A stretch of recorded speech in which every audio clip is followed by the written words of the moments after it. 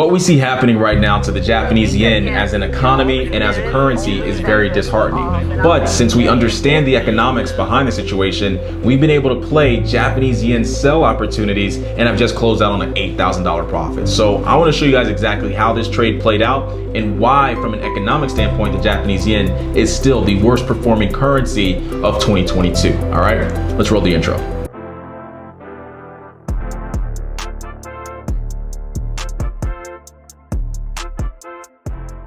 All right, traders, what's up, guys? Welcome back to the channel. If you guys are new, if you're not, welcome to the channel. My name is Cleveland. Nice to be here with you. I'm about to do a quick breakdown on exactly what triggered us to get in on this Japanese yen sell side move. Okay, we were using a good bit of fundamental analysis and a little bit of technicals as well, and where we see the Japanese yen going into the future. All right, so again, if you guys are new to the channel, what's up? Make sure you guys subscribe, and if you find value in learning more as to how you can use fundamental analysis in your trading, if you find that valuable, make sure you guys like the video for your boy. All right, so we've had a sell side bias on the Japanese yen for the entire year, and just recently on the 5th of this month, we pushed out a GJ long opportunity. Here are the parameters around the particular trade, if you guys want to pause the video and take a look. And then also, this is our stop to entry spread, and along with our entry to target spread, two targets. And we did not expect this particular trade to basically close out and hit both targets in the span of a week, but that's what happens when you're aligned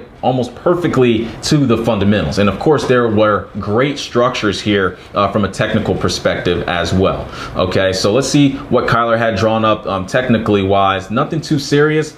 Couple of different price action areas where we see a lot of market participation. More than anything, when we were on the call, if we zoom in, and let's head over to the 4 hour very quickly. I do want to show you guys a couple of things from the Fibonacci side.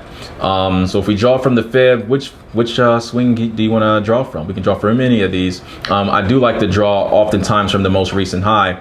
What you guys will see if we zoom on in is a lot of wedged out consolidation. Okay, and so if we draw here also a nice little trend line sell side, you can see how market participation is becoming less and less and less around these price areas, only for markets to squeeze, right? And the interesting thing about this particular situation is for markets to be squeezing into a structure that is basically saying, hey, the Japanese yen is going to get stronger. Of course it's not, right? We've been saying that we've had a weak premise for the Japanese yen for the entire year, and almost every professional market participant and institutional firm has had sell side ideas for the Japanese yen for one main reason.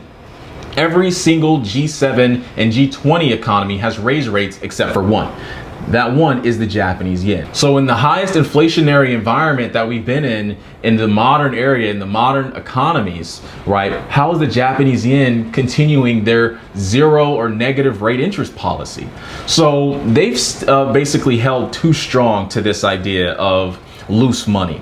And now people are taking this into account and massively selling the Japanese yen. You guys can see right here, this is our Japanese yen index. I want to head over, let's take a look at the weekly. If you guys need the Japanese yen index because it's not native on TradingView, link in the bio. We have all the currency indexes for free. Make sure you guys check those out there. Okay, so here's 2022. You guys can see that right now the Japanese yen is at a 24-year low. Okay, and it's only getting worse. This week is our weekly candle. We just broke the low of this structure here. Okay, and where's this thing going right now? You have Credit Suisse, you have Deutsche Bank, you have Goldman Sachs. All of them have targets for the USD JPY at 150, and we're at 143. When did they think we were going to get to 150?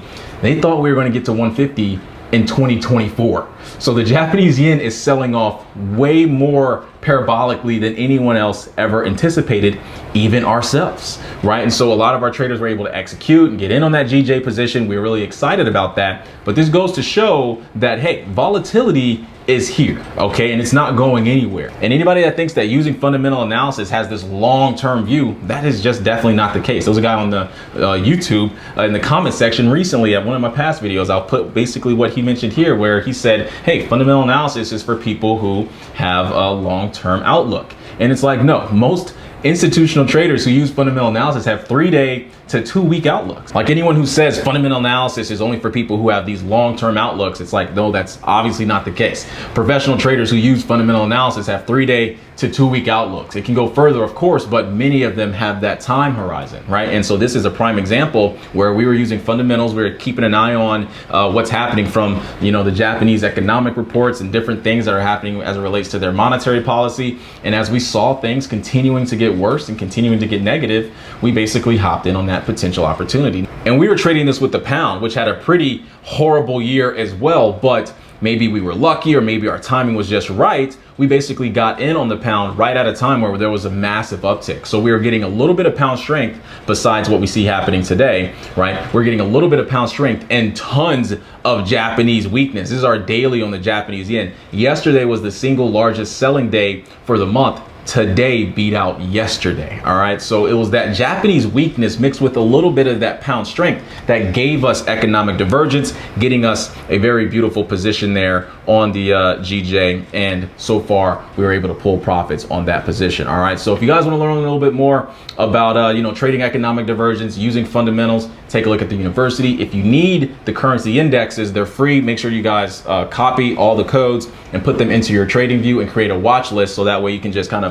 run through all of the currencies each day. They're going to be extremely helpful. I've actually had over 3,000 people get these currency indexes, so that's really awesome. So I'm glad it's helping a lot of the traders there. And if you want the newsletter to make sure that you guys stay up on the research, the newsletter is free as well. That can go straight to your inbox. That'll be extremely helpful for you also. All right, so we're just trying to help traders rationalize a little bit more how fundamentals should be a core part to their trading methodology. Wouldn't you rather have some logic as to why you're taking these trades? Wouldn't that give you more confidence to start to weigh your positions? Well, that's how the professional guys do it. All right, it's called the Kelly criterion, where basically the higher the probabilistic outcome, the more capital you can weigh on that position. You can't do that with technical analysis. And there's a lot of portfolio management theory principles that apply to using fundamental analysis in accordance with your risk management. If you don't have any fundamental analysis, you can't really do proper risk management. But that might be over a couple of you guys' head. And if it is, check out the university. Okay, so I'll talk to you guys soon. Let's keep seeing this GJ melt. I hope everybody in Japan is okay. Peace out.